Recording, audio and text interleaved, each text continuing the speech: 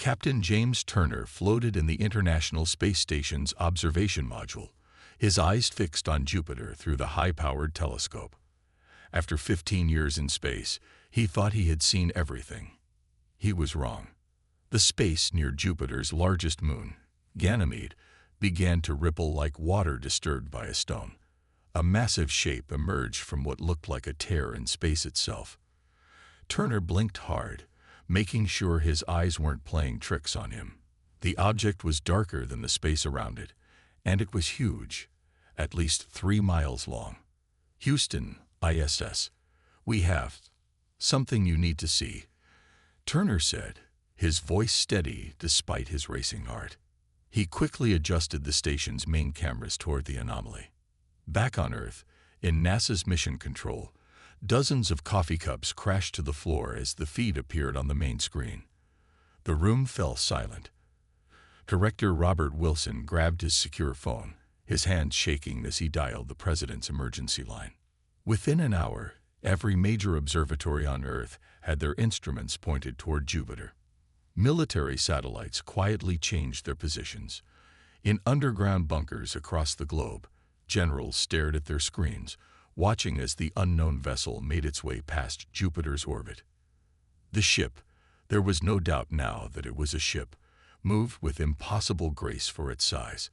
It left no exhaust trail, made no conventional engine noise that could be detected.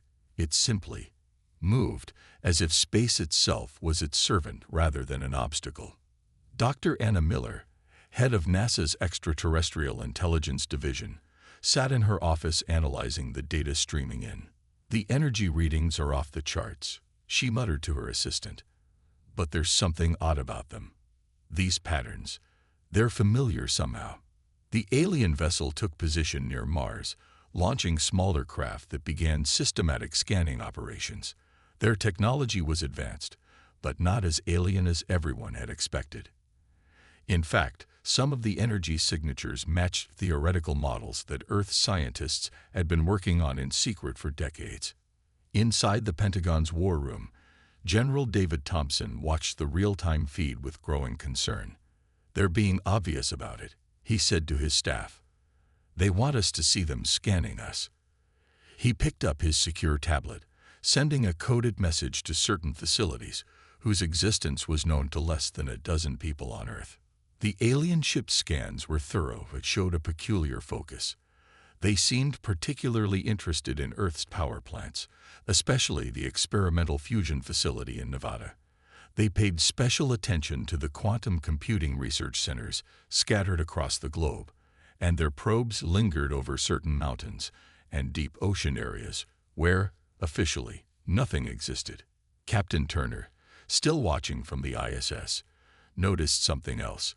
The alien ship's design had a familiar quality, almost as if it had been built with humanoid beings in mind. The proportions, the obvious navigation lights, even the way the smaller craft moved, it all suggested beings not too different from humans. "They're looking for something specific," Dr. Miller reported to the emergency meeting of the World Security Council. "Based on their scan patterns, they're trying to gauge our technological level. But they're missing something crucial." She smiled slightly. "They're only looking at what we've let them see."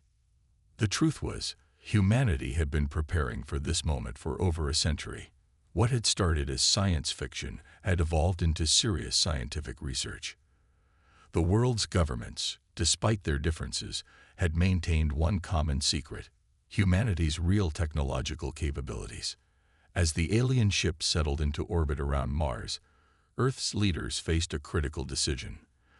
The hidden facilities buried deep in mountains and beneath oceans held technology that could match or exceed what they were seeing. The question wasn't if they could respond, it was how they should respond. Captain Turner, unaware of these deeper implications, made one final observation before the ISS passed into Earth's shadow. The alien ship had deployed what looked like communication arrays, all aimed at Earth. First contact was imminent. The captain typed in his final log entry for the day: August 15th, 2024, the day everything changed. "They're here, and they're watching us. but they don't yet realize that we've been watching for them all along. In the depths of the Pacific Ocean, in a facility that didn't officially exist, banks of quantum computers hummed to life. Humanity's hidden guardians began to wake up, ready for the moment they had been created for. The real question wasn't whether Earth would survive. It was whether the aliens would survive their mistake of underestimating humanity. The United Nations General Assembly had never been so quiet. Ambassador John Reed stood at the podium, his gray suit crisp despite the early hour. Above him, floating in midair, a massive hologram flickered to life. The beam displayed was humanoid, but its perfect symmetry and metallic-looking skin made it clear this was no human transmission. People of Earth, the figure spoke in perfect English, its voice resonating through the chamber. I am High Commander Marcus of the Galactic Imperial Fleet. The translation systems weren't needed. The alien was speaking in every Earth language simultaneously. In the packed chamber, world leaders leaned forward in their seats. Security teams gripped their weapons tighter, even though they knew they couldn't shoot a hologram. Your world has been chosen to join the Galactic Empire, the commander continued. We have observed your civilization and found it adequate for absorption into our domain. You have 30 Earth days to submit to Imperial rule. Resistance is not advised. General Thompson, watching from the Pentagon, smiled grimly. They always say that in the movies, he muttered, pressing a button on his desk that would activate certain protocols long ago prepared for this exact scenario. A hologram displayed scenes from across the galaxy, worlds burning, civilizations falling, all who had resisted the Empire's expansion. It was meant to terrify. Instead, the human leaders watching felt something else. Anger. Deep beneath Mount Everest, in a chamber that didn't appear on any map, Dr. Wells watched the transmission while standing next to humanity's greatest secret. The quantum core pulsed with a soft blue light, its consciousness transfer arrays ready after decades of development. They have no idea, he whispered to his team. No idea at all. Back at the UN, the Imperial Commander's hologram continued its speech. Your technology level is primitive. Your military capabilities are insufficient. Your political structure is chaos. We offer order. We offer advancement. We offer survival. President Helen Martins of the United States exchanged glances with other world leaders. They had all been briefed about humanity's hidden capabilities. What looked like primitive technology to the Empire was carefully crafted misdirection. The commander's hologram showed more images, this time of worlds that had submitted willingly. They looked peaceful, orderly, and completely devoid of the spark that made them unique. This is your future, the commander declared. Prosperity through submission. In orbit, Captain Turner watched from the ISS as more Imperial ships emerged from hyperspace. They positioned themselves in a perfect formation around Earth, a show of force meant to demonstrate their superiority. What they didn't notice were the slight distortions in space around their ships, caused by humanity's hidden quantum sensors mapping their every weakness. Your military vessels are restricted to orbit, the commander announced. Any attempt to launch new spacecraft will be seen as an act of aggression. Your internet will remain functional, but monitored. Your governments may continue to operate under our supervision. In the deep-sea facility beneath the Pacific, Admiral Mary Cooper reviewed the scans of the Imperial fleet. Their technology was impressive, but predictable. They relied on brute force, showing their full strength immediately. They never considered that a species might hide its true capabilities. A hologram flickered one final time. You have 30 days to submit your formal surrender. After that, we will demonstrate what happens to those who defy the Empire. The image disappeared, leaving the UN chamber in silence. Ambassador Reed finally spoke. Ladies and gentlemen, he said, his voice calm. I suggest we show them what humanity does when backed into a corner. Around the room, heads nodded in agreement. In hidden facilities around the world, machines that had waited decades for this moment powered up. Quantum computers that had been solving complex battle scenarios for years began their final calculations. Consciousness transfer pods hummed to life, ready to let human minds pilot vessels in ways the Empire couldn't imagine. Dr. Wells looked at his main screen, where a message from all world leaders had just appeared simultaneously. It contained only one word: begin. The Empire had made a crucial mistake. They assumed Earth's visible technology represented all humanity had. They never considered that humans, raised on centuries of science fiction, had been preparing for this moment since they first looked up at the stars and imagined someone looking back. Humanity's response would not be surrender. It would be a demonstration of why you should never judge a species by what they choose to show you. 2 miles beneath the Pacific Ocean floor, Dr. Thomas Wells stood in front of the world's most powerful hidden weapon. The chamber was vast, carved out of solid rock decades ago, its walls lined with technology that officially didn't exist. Behind him, on massive screens, the faces of 20 world leaders watched in stunned silence. "What you're looking at," Wells said, gesturing to the massive sphere floating in the center of the room, "is Project Guardian. While they were watching our space rockets, this is what we were really building." The sphere pulsed with a soft blue light, suspended in midair without any visible support. Around it, streams of data flowed through holographic displays, showing calculations that would make most physicists question everything they knew.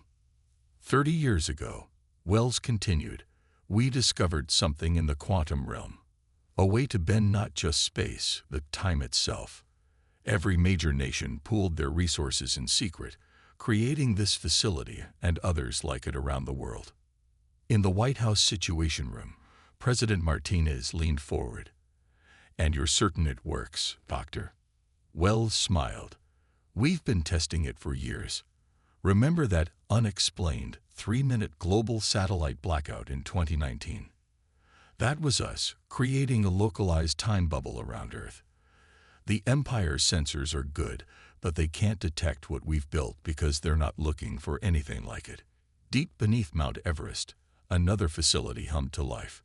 General Thompson walked through rows of what looked like sleeping pods, each connected to a quantum computer core. "This is where we bridge the gap between human consciousness and machine precision," he explained to the military leaders watching through secure channels. "Our pilots don't just control these ships, they become them. While the Empire relies on biological reflexes, our consciousness transfer technology lets humans operate at computer speeds. We've had 2 decades to perfect it." The Imperial ships in orbit continued their patrol, unaware of what was awakening beneath them. In hidden mountain bases, underwater facilities, and desert bunkers, humanity's real military power was stirring. Admiral Cooper stood in the underwater facilities control center, watching as the first wave of Earth's hidden fleet powered up. The ships were small, hardly larger than fighter jets, but their hulls contained technology that would make the Empire's engineers weep. "We built them inside quantum fields," Cooper explained to the assembled leaders. "They exist partially outside normal spacetime. The Empire's sensors see right through them because they're looking for conventional technology. We don't use conventional anything." In his private chamber, Dr. Wells approached a sealed container. Inside was a single device, no larger than a coffee cup. "This," he said, lifting it carefully, "is why we'll win. The Empire thinks big. Massive ships, huge weapons. We thought small." He placed the device on a pedestal. "This quantum entanglement generator can shut down any energy weapon in its range. The Empire's entire fleet could fire at Earth, and this little device would turn their energy back on them. We have thousands of them." President Martinez addressed the other world leaders. "The Empire gave us 30 days to surrender. I suggest we use that time to prepare our response. Not just a defense, a demonstration that will make them reconsider everything they think they know about humanity." In orbit, Captain Turner received encrypted orders. The ISS, long thought to be just a scientific platform, began activating systems that had laid dormant for years. Panels shifted, revealing quantum sensors designed to map every weakness in the Imperial fleet. "We hid our real technology because we knew this day would come," Wells explained. "Every science fiction story, every alien invasion movie, they weren't just entertainment. They were humanity preparing itself, imagining every possible scenario. And while we imagined, we built." Admiral Cooper reviewed the final preparation reports. Earth's hidden fleet was ready, its weapons primed. The consciousness transfer pods were operational, their pilots ready to show the Empire what humans could really do. "They think we're primitive," Cooper said, watching the Imperial ships through quantum-enhanced sensors. "They think we're easy prey because we showed them what they expected to see. Let's show them what humanity has been hiding all these years." In facilities around the world, humanity's guardians prepared for battle.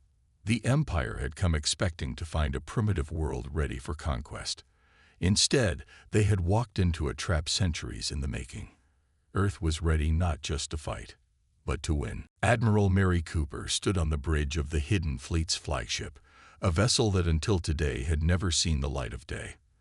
The ship, named Shadow, had been built in complete secrecy beneath the Pacific Ocean. It looked small compared to the Imperial vessels, but size wasn't everything. "All systems ready?" Cooper asked, looking at her crew. Each officer sat in a consciousness transfer pod, their minds directly linked to the ship's systems. They weren't just operating the vessel, they were the vessel. "Ready, Admiral." Her crew responded in unison, their voices calm despite the historic moment they were about to create. High above Earth, the Imperial fleet maintained its threatening position. High Commander Marcus watched the planet below with satisfaction. In his long career of conquering worlds, none had ever offered serious resistance. The first sign that something was different came when his sensors detected a ripple in spacetime. "Impossible," he muttered, watching as 5 small ships simply appeared from nowhere, hovering directly in front of his fleet. "Imperial vessels," Cooper's voice broadcasted on all frequencies, in all languages, just as they had done. "This is Admiral Mary Cooper of Earth's Hidden Fleet. We have a demonstration for you." In the Pentagon's war room, General Thompson watched through quantum-enhanced displays. "Begin the demonstration," he ordered. Shadow moved forward, its hull gleaming with a light that seemed to bend around it. Cooper's mind, merged with the ship's systems, felt every movement as if it were her own body. "Activating temporal field," she announced. The Empire's sensors recorded something they had never seen before. A bubble of distorted space-time formed around one of their largest battleships. Inside that bubble, time began to flow differently. From the Imperial ship's perspective, everything outside seemed to move at impossible speeds.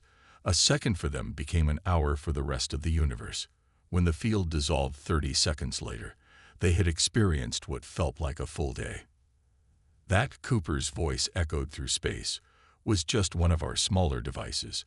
We've had centuries to imagine alien contact, decades to prepare for it, and years to perfect our defenses." In his command ship, High Commander Marcus watched in disbelief as his scans tried to make sense of the Earth vessels. They seemed to exist in multiple dimensions at once, their energy signatures unlike anything in the Imperial database. Dr. Wells, monitoring from his underwater facility, smiled as he activated the next demonstration. A small probe, no bigger than a tennis ball, emerged from Shadow's hull. It zipped through space, passing through the Imperial shields as if they didn't exist. "Your shields operate on principles we mapped out 50 years ago," Wells broadcasted to the Imperial fleet. "We developed countermeasures before we even had spacecraft. Science fiction taught us to be ready for anything." The probe positioned itself near an Imperial cruiser. With a pulse of quantum energy, it created a miniature black hole that lasted for exactly 1 microsecond. When it collapsed, the cruiser's main weapon systems had been pulled slightly out of alignment. Not enough to damage them, but enough to demonstrate the capability. "We could have disabled your ships," Cooper continued. "We could have done much worse. Instead, we're giving you this warning. Leave Earth's space. We don't want war. but we are ready for it. To emphasize the point, all 5 Earth ships activated their quantum fields simultaneously. They phased partially out of normal spacetime, becoming ghost-like images that the Imperial sensors couldn't properly track. High Commander Marcus, for the first time in his career, felt real fear. His scans showed technology that shouldn't be possible, capabilities that violated what he knew about physics, and yet there they were. "You see only what's on the surface," Cooper's final message echoed. "Earth has depth you cannot imagine. This is your only warning. The next demonstration won't be so gentle." The Earth ships vanished, not through any visible means of propulsion, but by simply ceasing to exist in normal space. They left behind a single probe, hovering in space, its quantum core pulsing slowly. In the Imperial flagship, Marcus stared at the probe, understanding the message. Earth wasn't just warning them. It was showing them that every assumption they had made was wrong. For the first time in Imperial history, a choice had to be made: retreat, or face an enemy that had spent generations preparing for this exact moment. High Commander Marcus paced on his flagship's bridge, his metallic skin reflecting the starlight. For 3,000 years, the Empire had never retreated. He would not be the first commander to show weakness. "Launch the first wave," he ordered.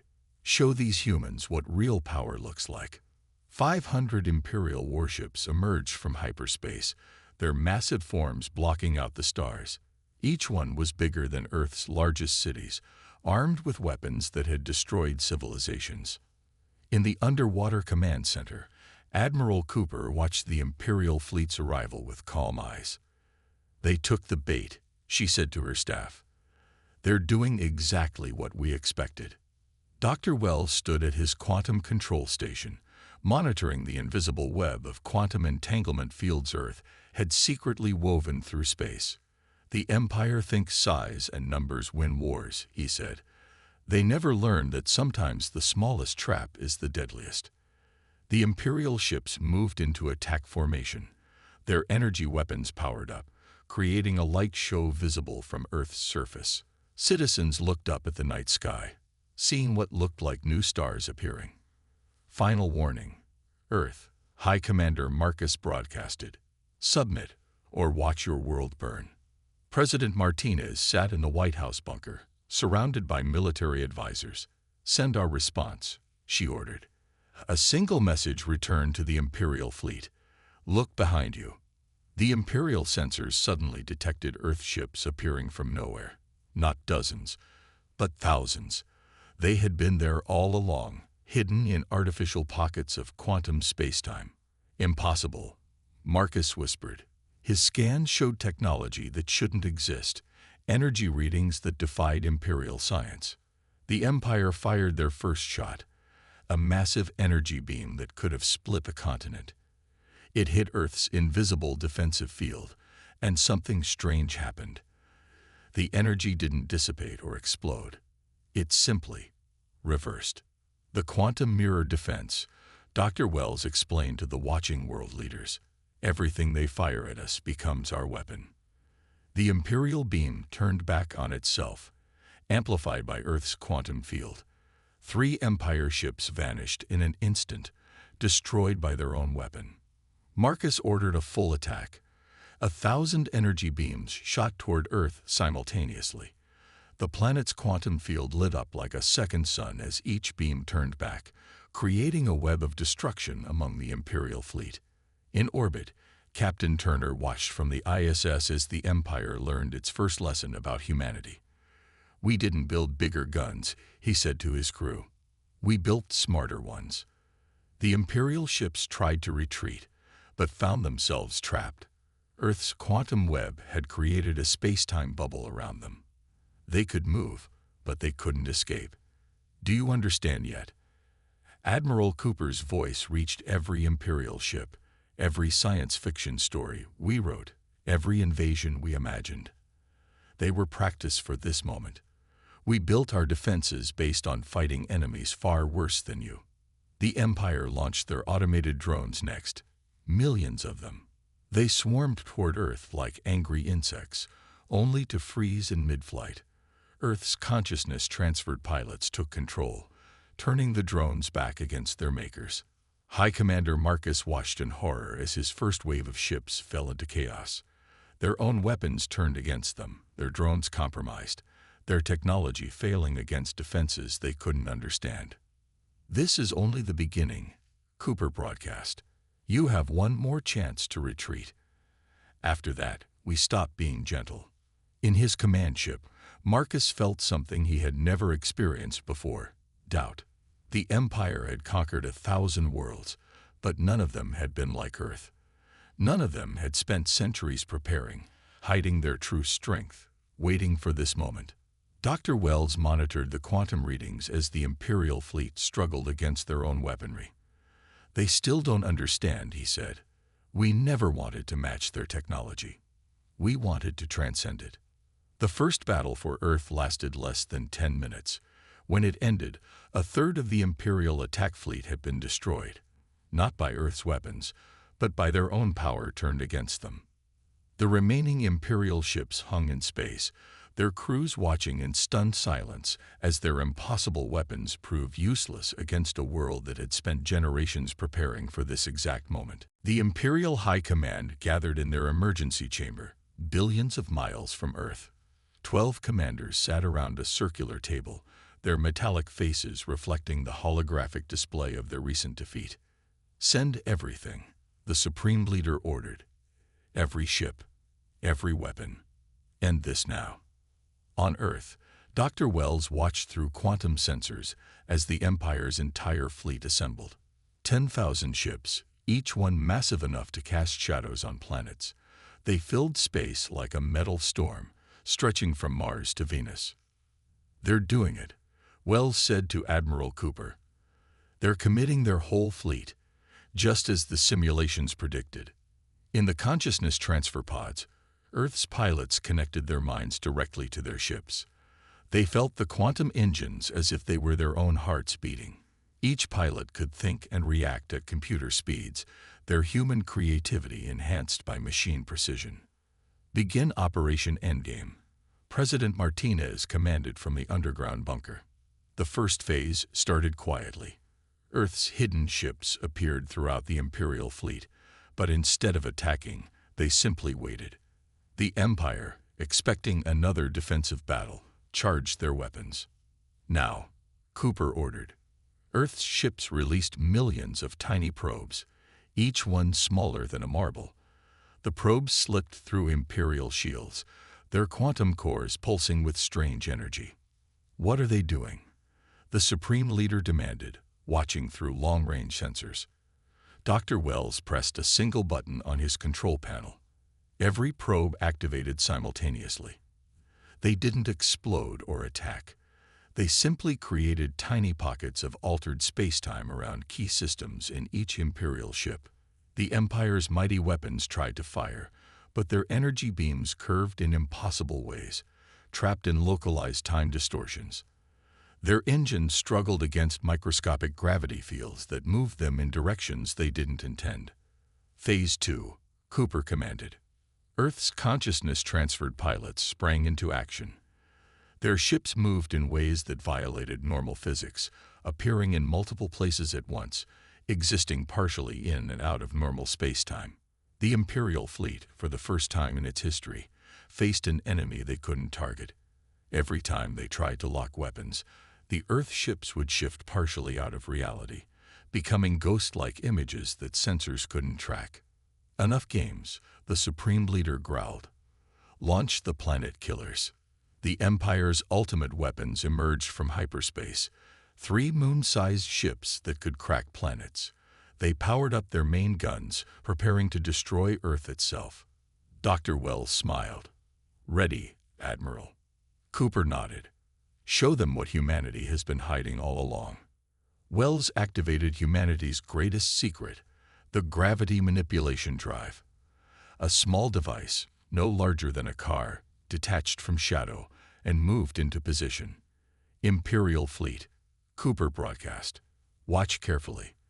This is why you should have left when we warned you." The device activated. Space itself bent around it, creating something the Empire's sensors couldn't understand. A controlled artificial black hole formed between the planet killer ships. Time slowed to a crawl near the black hole's edge. The massive Imperial ships, caught in its gravitational pull, couldn't escape. They were drawn inexorably toward the event horizon, their hulls stretching and compressing. Impossible, the Supreme Leader whispered, watching his ultimate weapons being consumed by a singularity created by a species they had considered primitive. The black hole collapsed after exactly 30 seconds, programmed to self-destruct. Where the Empire's planet killers had been, only empty space remained. That, Cooper's voice echoed through every Imperial computer, was one small device. We have thousands. This is your final warning. The next demonstration will not be a demonstration. Earth's ships surrounded the remaining Imperial fleet, their quantum drives humming with power. The consciousness-transferred pilots moved their vessels in perfect synchronization, creating patterns that defied normal spacetime. The Supreme Leader, for the first time in the Empire's history, gave an order they had never given before. Retreat. As the Imperial fleet fled in chaos, Dr. Wells sent one final message. Remember this day. Remember that Earth did not seek this fight, but we were ready for it.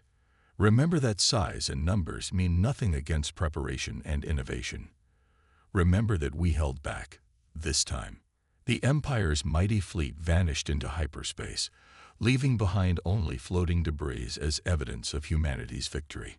Earth had not just defeated them, it had changed their understanding of what was possible. 1 month after the Empire's retreat, a single ship appeared near Earth's moon.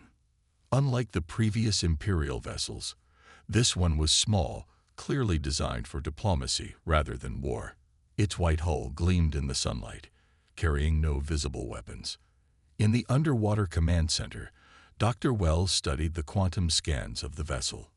They've learned, he said to Admiral Cooper. This ship has no offensive capabilities at all. They're actually coming to talk. The United Nations Assembly Hall was packed as the Imperial diplomatic team transported down in a beam of light.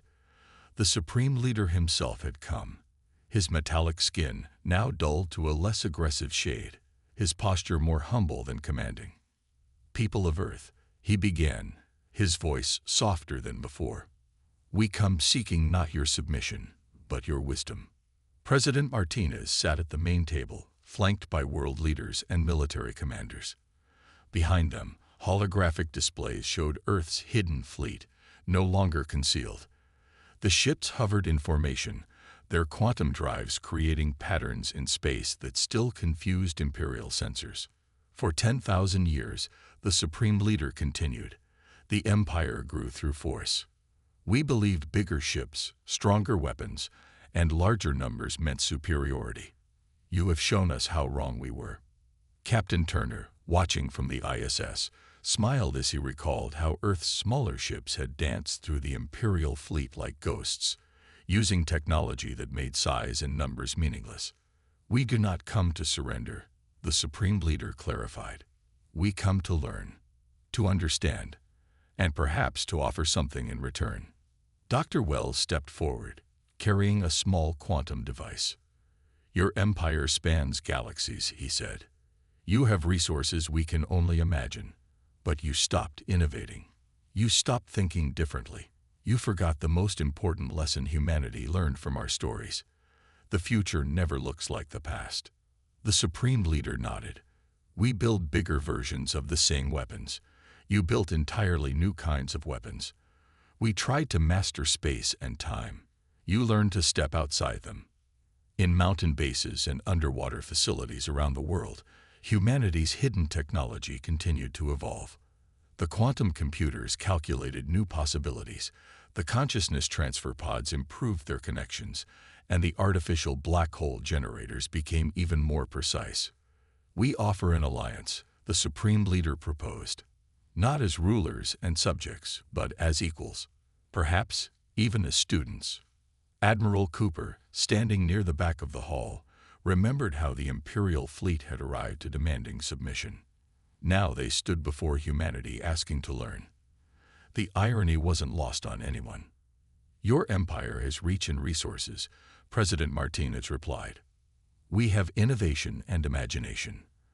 Perhaps together, we can both become something greater." The terms of the alliance were simple. The Empire would share its vast network of worlds and resources. Earth would share its quantum technology and innovative thinking. But there were conditions. "Every world in your empire must be free to choose its path," Martinez insisted. "No more forced submissions. No more conquests." The supreme leader agreed without hesitation. His empire had seen what forcing submission had led to: defeat at the hands of a world they had thought primitive. As the diplomatic teams worked out details, Dr. Wells showed the Imperial scientists something that made them stop and stare. A quantum computer that could think in multiple timelines at once. A consciousness transfer pod that let minds exist in digital space. A gravity drive that treated space-time like clay to be molded. All of this, Wells explained, came from asking what if, from imagining possibilities before we could create them, from preparing for things we hoped would never happen. The Supreme Leader looked out the window at Earth's cities below. "We thought we were coming to teach you about the galaxy," he said quietly. "Instead, you taught us about ourselves." The day ended with a ceremony unlike any in human history. Earth joined the galaxy not as a conquered world, but as an equal partner. The Empire began its transformation from a force of conquest to a network of cooperative worlds. And humanity's hidden fleet remained ready, watching the stars, preparing for the next challenge. Because that's what humans did best. They imagined, they prepared, and they surprised everyone, including themselves.